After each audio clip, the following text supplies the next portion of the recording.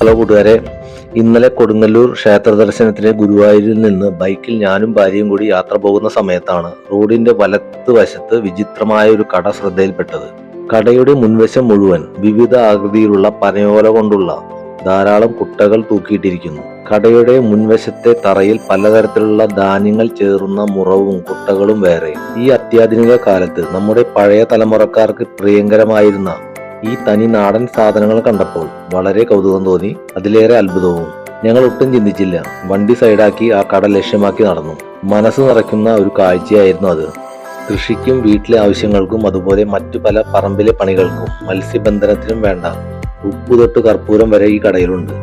Puthiyakavu സെന്ററിലുള്ള MKS സ്റ്റോറിനുള്ളിൽ കയറിയപ്പോൾ കണ്ട കാഴ്ചകൾ വിവരണാതീതമാണ്. പലതരത്തിലുള്ള ചിരവകളും തേങ്ങ പൊതിക്കാവുന്ന യന്ത്രങ്ങളും കൃഷി ആവശ്യത്തിനുള്ള കൈക്കോട്ടുകളും തുമ്പയും വെട്ടുകത്തികളും എല്ലാം കൊണ്ട് നിറഞ്ഞിരിക്കുകയാണ് കടയുടെ ഉൾവശം മുഴുവൻ.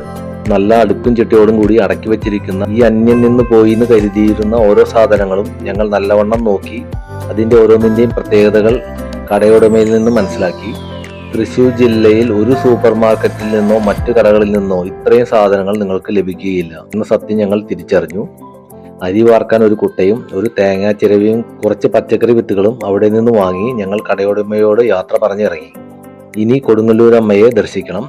ഈ വീഡിയോ കാണുന്ന പ്രേക്ഷകർ തീർച്ചയായും ഇവിടം വരെ ഒന്ന് വരണം കേട്ടോ. അപ്പോൾ എല്ലാവർക്കും ഒരു ഗുഡ് ബൈ.